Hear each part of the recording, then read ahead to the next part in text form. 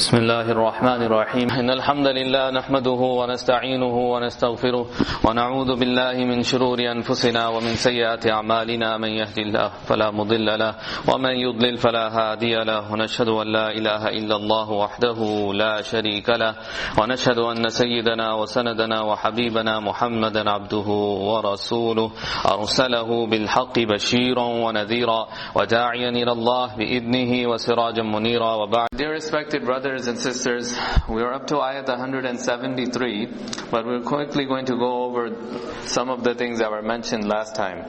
We started from ayat 168 last time. Allah subhanahu wa ta'ala addressed all mankind and said, eat that which is pure. Ya ayyuhan nas kulu mimma fil ard halalan tayyiban wa la tattabi'u khutuwati shaitan.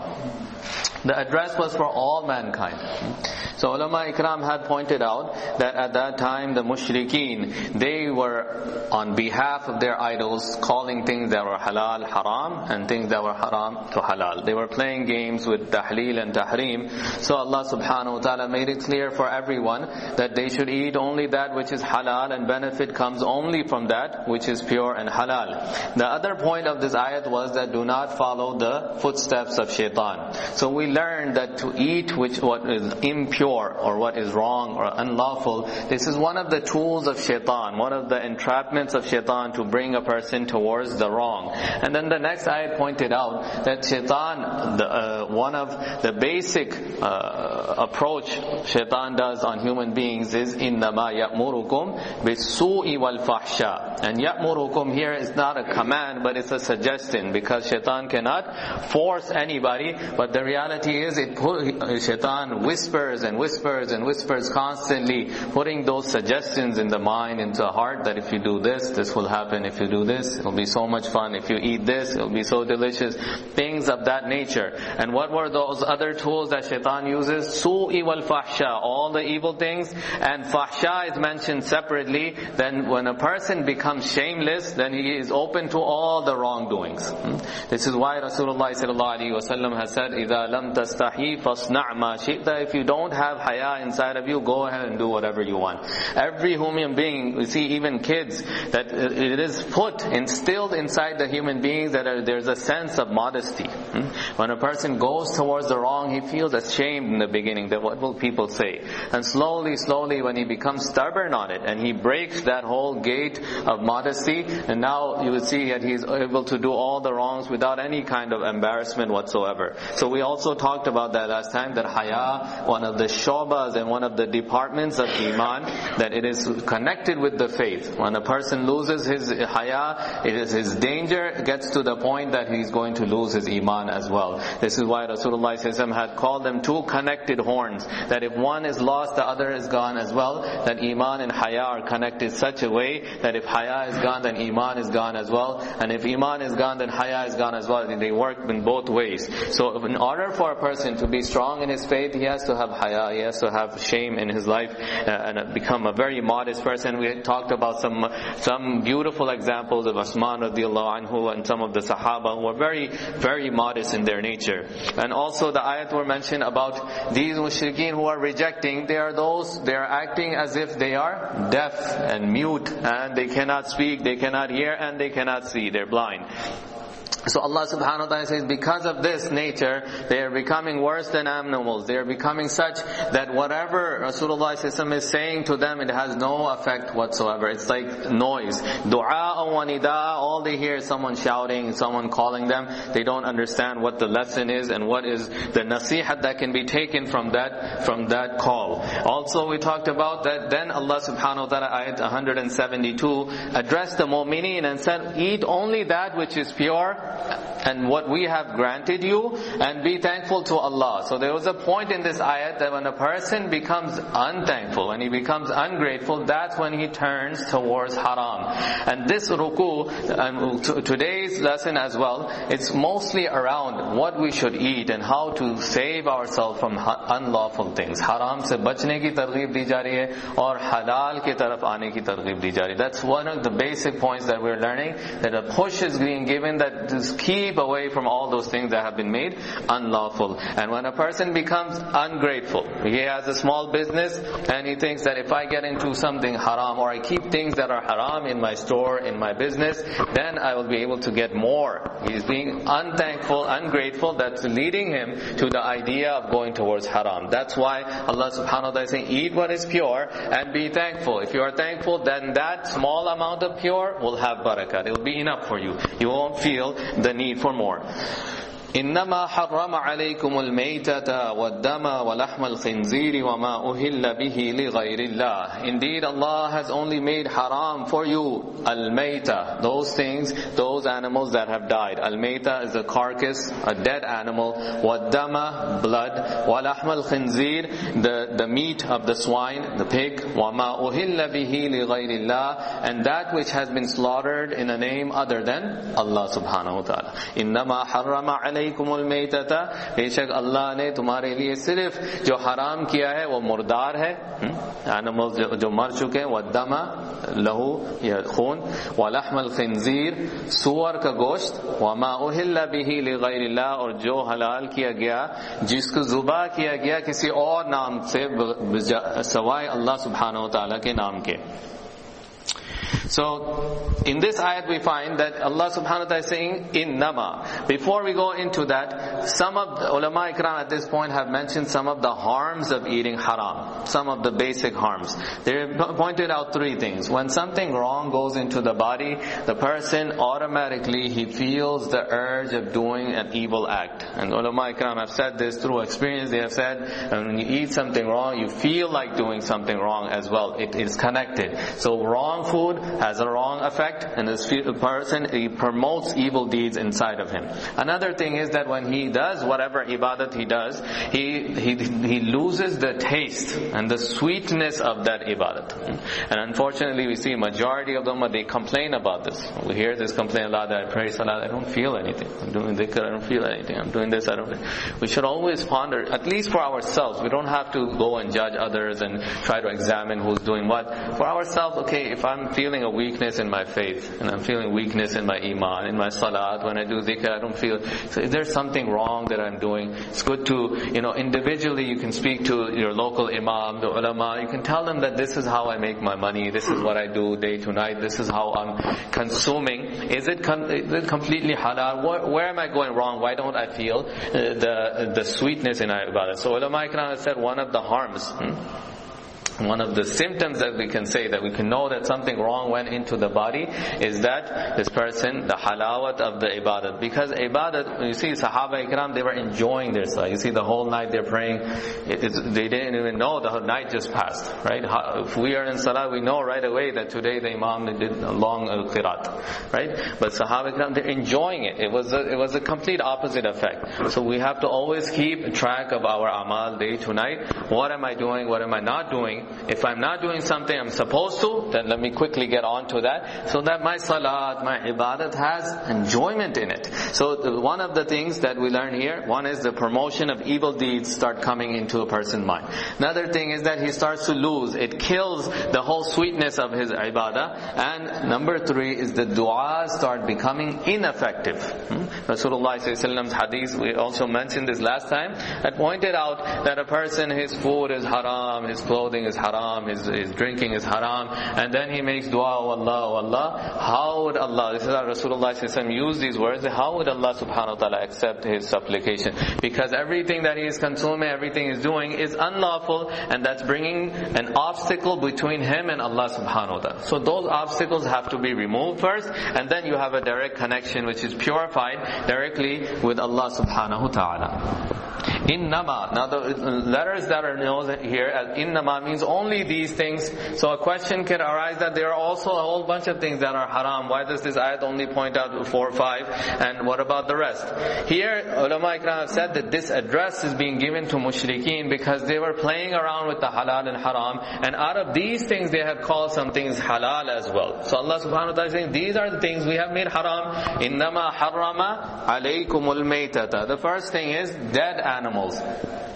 So one is an animal dies on its own. Okay, we know that that's not halal to consume. But then there's those animals that have been slaughtered incorrectly in against the Shariat. That also is in the ruling of being dead for us, because we did not follow the slaughtering criteria, and because of that the ruling is the same. It's not allowed for a person to eat that. So Maita covers those animals that die on their own, whether they suffocated, whether they were hit by something, or whether they were hit by a car, they died, and of course that makes them al-Maita. And then we also have those that were slaughtered incorrectly, without the Shari boundaries and without the Shari guidelines. They were slaughtered, and because of that, that makes them haram as well. Waddama, the next point here. Now one point before we go ahead, there are two things that are dead but they are still halal. Rasulullah sallallahu alaihi wasallam's hadith points out, because in the ayat we have to take the Quran and then look at the ahadith. Sometimes the ahadith, they give exceptions to some of the ayats and give us a better understanding. So here it says the dead are haram. Then Rasulullah sallallahu alaihi wasallam hadith brings two exceptions. Rasulullah sallallahu alaihi wasallam said two dead things are halal for us. One is fish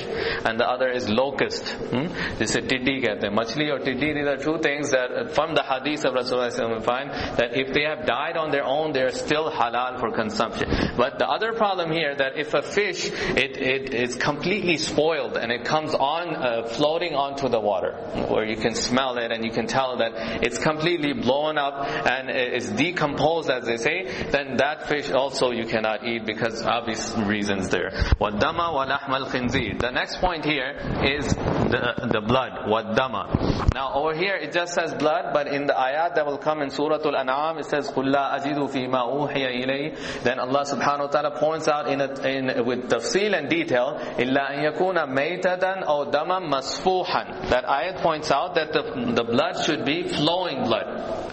So when the animal is slaughtered, blood that flows out on its own completely is flown out. Now the rest that is inside, sometimes when our food is not cooked properly, you'll find that there's red marks in the chicken. You'll find, so that is not coming under this ayat of dam. That itself is pure. Damam masfuhan means that which is flowing. So when an animal is slaughtered correctly, all that blood that is impure and supposed to come out, the flowing blood, all of that comes out. So we should not get confused that, okay, if I ate something and I saw that there was dried up blood, any blood that has already solidified, it's already stocked up in a place, then that is no longer under the ayat of waddam, because the other ayat, damam masfuhan, clarifies that for us. Then Allah subhanahu wa ta'ala says, وَلَحْمَ الْخِنْزِيرِ. This is very obvious, but a question can arise here, that the swine and the meat of the swine. We know that the pig, it's haram, right? We understand that as Muslims. Why did Allah subhanahu wa ta'ala say وَلَحْمَ الْخِنْزِيرِ? Why is Allah subhanahu wa ta'ala saying that the meat of the khinzir, does that mean other things are halal? That question may arise at this point. So ulama ikram have said that Allah subhanahu wa ta'ala is differentiating between other animals that become halal after being slaughtered and between the pig.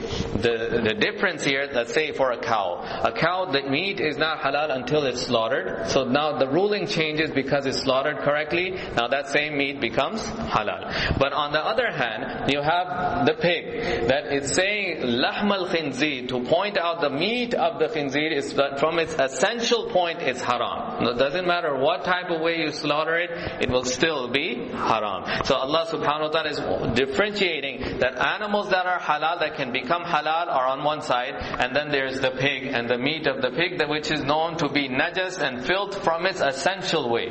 That means it doesn't matter what way it died, what way it was slaughtered, in all ways, shapes and forms, it is haram for an individual to consume. So that's why it says lahm al-khinzir. A person might think that why only the meat of the pig? Allah is saying that from the asal, from its origins, is something which is unlawful. وَمَا أُهِلَّ لِغَيْرِ اللَّهِ بِهِ.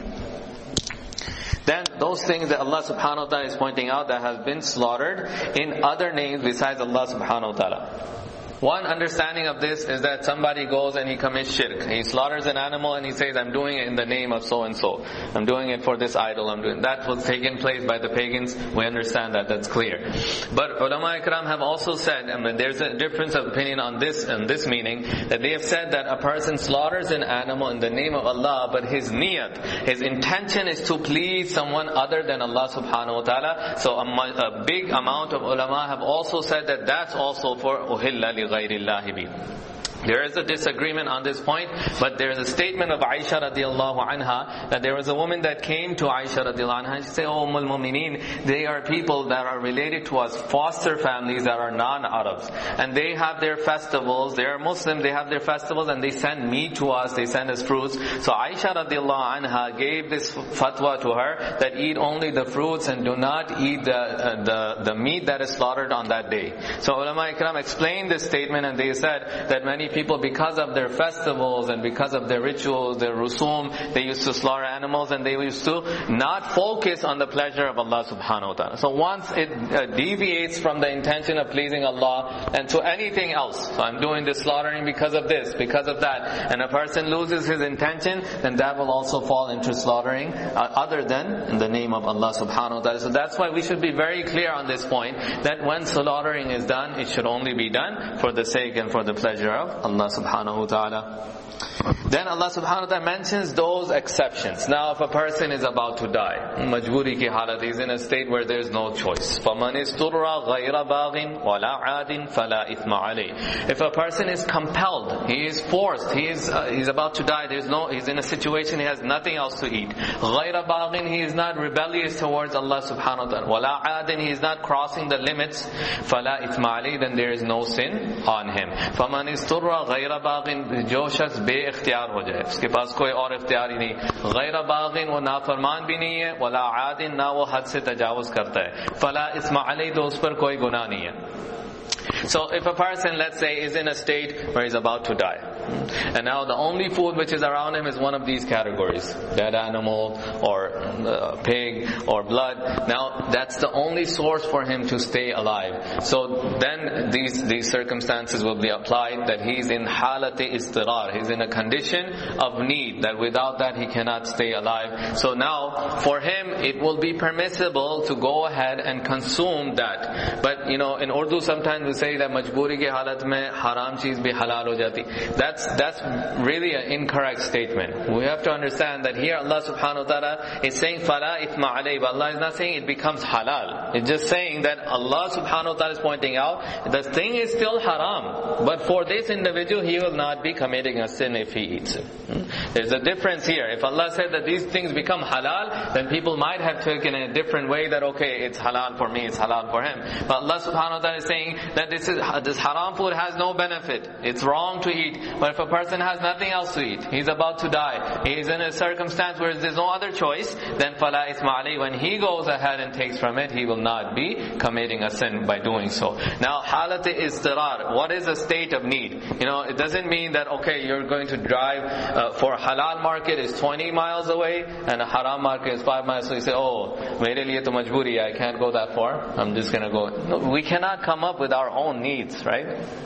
That's why it said that whenever we have these type of questions in mind, instead of deciding and explaining to ourselves, we bring it up, and inshallah Allah subhanahu wa ta'ala will put it into the scholar or whoever the imam is, he will explain it to you. But it's very clear that when you have no other choice, it's not about difficulty. There was a scholar who was saying that at the time of Sahaba Ikram, their sacrifices were different. They had it tough on them, going out in the path of Allah, not returning for years, some of them passing away in the path of Allah, some of them sacrificing their wealth, big sacrifice. He said in our time and age, the only sacrifice we are being told to do is that just be careful of what you're eating. Allah subhanahu wa ta'ala is not putting us in a state that's so difficult. So we should not feel that deen is difficult for me, just for halal we have to go so far, I can do this, these are Ahl Kitab. And that itself, inshallah, about the Ahl Kitab Zabiha, that will come up later on, inshallah, we'll discuss that. But to come up with your own ideas and say that this is a state of need for me. I'm in a halat al-istirar, I can do it. That's not correct. Okay? So difficulty does not mean need. Need means that you have no other choice. You are going to die, and that's what Allah subhanahu wa ta'ala is pointing out here. So when you're in a state of need and you go ahead and eat one of these things, you will not be known as a sinful individual. فَلَا إِثْمَ عَلَيْهِ. Now another thing here that it's beautiful that Allah subhanahu wa ta'ala has pointed out, there's no limit. Every person can have a different appetite. So a person, when he eats from that haram food just to stay alive, he might not know when to stop. The only point that is being permissible for him is that a limited way so he can stay alive. You cannot enjoy that food. You can't say I'm having a party of pork chops, right? You can't say that. You can't enjoy it and start eating it so much and say that Allah has made it easy for me. The reality is that only to the extent where your hunger is gone, you stay alive now. So how are we going to know that? Of course people are going to mess up. If they're in a state like that, I'm supposed to eat 5 luqmas or only 5 bites. Allah subhanahu wa ta'ala made it easy that if 1 or 2 bites go up and down, فَلَا إِثْمَ عَلَيْهِ إِنَّ اللَّهَ غَفُورٌ رَحِيمٌ. The next thing that is mentioned, it says that Allah is exceedingly forgiving. Allah Ta'ala bahut zyada maaf karne wale. Because there's no other connection here. Why talk about food and just say Allah is forgiving? Right? So Allah subhanahu wa ta'ala knows that if a person goes in a state like that, it will be difficult for him to actually know when to stop, how much to eat. Right? So right then and there Allah subhanahu wa ta'ala is saying that Allah is going to forgive. But we should not take advantage of these situations and try to use them in our benefit. Inna Allah ghafur rahim. Indeed Allah is ever forgiving. Beshak Allah Ta'ala bahut faman isturra ghayra baghin, jisko ikhtiyar nahi tha aur na wo nafarman hua, na wo zyati ki, fala isma alayhi, us par koi gunah nahi. Beshak Allah bahut zyada maaf karne wale hain. Another mas'ala which is related to fiqh arises here about those medicines that are used and they're made from ingredients which are haram, tadawi bil haram. So ulama ikram have explained here that again you have to look at your alternative. There's one general hadith of Rasulullah saying that my ummah cannot get shifa through haram. That's one general statement. But then we have the amal of Rasulullah in another place where a tribe came to the Prophet ﷺ from Urayna. And they had camels with them and they were suffering from many different diseases. And they said to the Prophet ﷺ that we do take benefit from the milk and also we utilize the urine of these camels because of our diseases. That's the only thing that's working for us. So Rasulullah ﷺ gave them permission here. So now you will see that one is general, that you should not go towards haram because you do have choices. Then when you get to that point when there is no other alternative, then Allah subhanahu wa ta'ala will open the way for us only to the limit which is needed. So the best way to understand this is to, when we're in a situation we cannot come up with the right solution, we talk to those doctors who are in the field and they're Muslims as well. They do have some fear of Allah inside of them. It's good to consult with them that, my doctor is always putting down prescriptions that have gelatin, that have gel caps. Gel caps are made from gelatin. So you can ask other alternatives, and there are many generic medicines that are not made from these type of haram ingredients, and they will tell you, okay, you can get it. So as long as the alternative is there, it will not be allowed for you to use that haram. Then a person gets to a point where he cannot find any other way of shifa. That all the doctors are saying, you have to do this, you're going to die, you have to eat it. We have not come up with any research that is halal yet, or something that is allowed for you. So then to the limit of need, it will be allowed for him to use.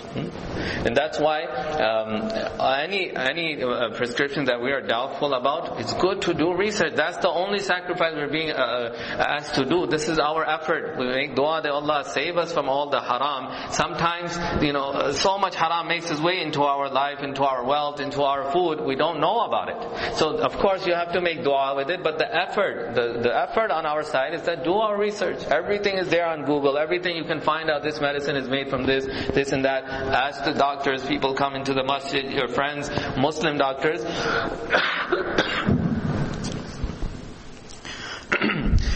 And they will let you know that if it's okay for you to take that medicine or not. So Rasulullah as a general statement has said that there is no shifa in things that are haram. But on the other hand, did allow some people who are taking benefit from things that are haram. He said for you it is allowed. So that means in exceptional cases. That's why fuqaha ikram, they go into the deep understanding of why Rasulullah did this. That when there is extreme state of need, then you should go towards that. If not, if you have alternative, it's not right it's impermissible to go towards that way. So we understand now that halat-e-izdirar means extreme points of need.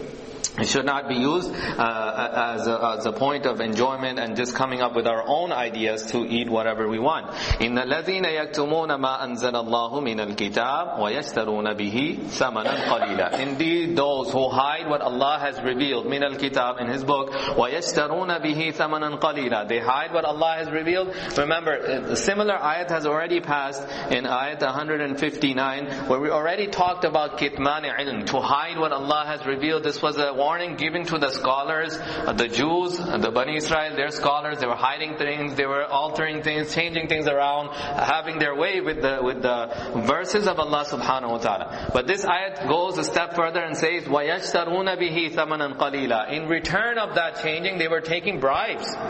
People will go up to them, give their money to the scholars of the Jews and say that, you say this in your talk, say it this way, put this in front of the public, put this in front of the awam, don't say this much of the ayat, say this much of the ayat. So they are going to tamper with that, and in return they were getting money, bribery. So Allah subhanahu wa ta'ala said, what's the connection right now talking about food and now talking about bribery? The first, Allah subhanahu wa ta'ala talks about the tangible things that we can eat and which are haram. Then Allah subhanahu wa ta'ala is talking about the other haram that can make its way into our life, which is the intangible way, which is bribery, which is money coming into our accounts, which is haram. وَيَشْتَرُونَ بِهِ ثَمَنًا قَلِيلًا. A small amount of price they are taking in return of this. बेशक वो जो छुपाते हैं, जो अल्लाह ने उतारा अपनी किताब में, और उसके बदले लेते हैं छोटा सा मिकदार, पैसों का मिकदार. أُولَٰئِكَ مَا يَأْكُلُونَ فِي بُطُونِهِمْ. ये वो हैं जो नहीं खाते अपने पेटों में मगर आग, إِلَّا النَّارِ. What they are doing is they are not putting anything in their stomach but the fire of Jahannam. وَلَا يُكَلِّمُ Allah. Now these are the azabs and punishment that Allah subhanahu wa ta'ala is saying. By doing so, they are putting fire, embers of fire into their stomach. وَلَا يُكَلِّمُهُمُ اللَّهُ. Allah will not speak to them on the day of judgment. وَلَا يُزَكِّيهِمْ. Allah subhanahu wa ta'ala will not purify them.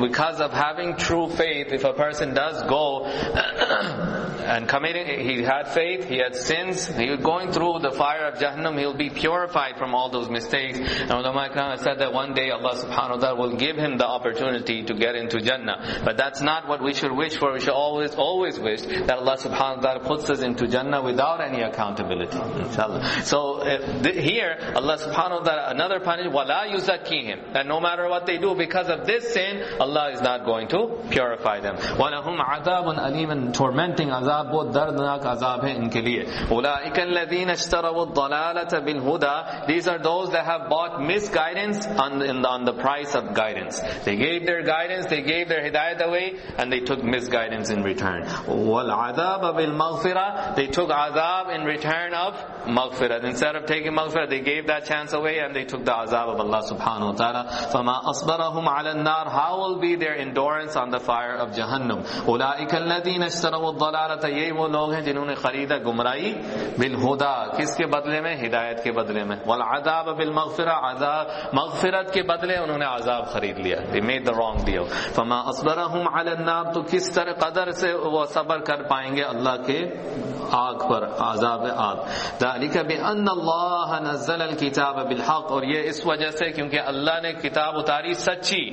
وَإِنَّ الَّذِينَ اخْتَلَفُوا فِي الْكِتَابِ لَفِي شِقَاقٍ بَعِيدٍ. बेशक वो जो इख्तिलाफ करते हैं अल्लाह की किताब में, वो बहुत दूर दराज की जिद में पड़े हैं. ذَلِكَ بِأَنَّ اللَّهَ نَزَّلَ الْكِتَابَ بِالْحَقِّ. This is all because Allah subhanahu wa ta'ala had revealed His book on truth, on the basis of nothing but truth. وَإِنَّ الَّذِينَ اخْتَلَفُوا فِي الْكِتَابِ. Indeed, those who disagreed in the book of Allah, لَفِي شِقَاقٍ بَعِيدٍ. They are in a far-fetched conflict. So this, up to here, we understand, my respected brothers, very simple ayats. We already talked about kitman. I did not go into the details of these things, but Allah subhanahu wa ta'ala is making it very clear that you have to stay away from all those things that have been declared to be unlawful. At times we are stuck in situations where we are in doubt. And sometimes you even email the different companies and you try to find out what's the ingredients. They play around with the words and sometimes they are hiding. So you do the best you can. See, Allah subhanahu wa ta'ala is not so strict that you have done so much and then Allah is going to punish you anyways, right? Allah subhanahu wa ta'ala is ever merciful. So, but we have to show some effort that, okay, before drinking this I should know what's inside of here. I did my research, I've asked scholars and experts, okay, and it comes down to the point that there's nothing that's wrong in here, then I can go ahead and consume it. So that's why we see today that Muslims are not making that effort and they look for excuses. We should make more effort and struggle, and then when Allah subhanahu wa ta'ala sees that the people really want the right path, they're making struggle, in most cases the right thing will open up. And if you're left in doubt, the best way is to avoid. Because your heart is not still content and you're still feeling that something is wrong, right? Something is not right with eating this, and don't, right? The alim, one scholar was saying very beautifully, he said every halal thing, it's not farz for you to eat every halal thing, but it is farz for you to stay away from every haram thing, right? So everything which is haram you have to stay away from, and everything that is halal you don't have to eat everything, you can eat what you like. So wherever you feel a doubt, then Allah subhanahu wa ta'ala through Rasulullah has taught us that al-halalu bayyin wal-haramu bayyin. A very long hadith, but those things have been clarified for you. But when there is mutashabihat, where those things you cannot come to a clear verdict, it's better to leave it. There's always another option. May Allah give us tawfiq and understanding. Jazakumullahu khair wa akhiru da'wana alhamdulillah.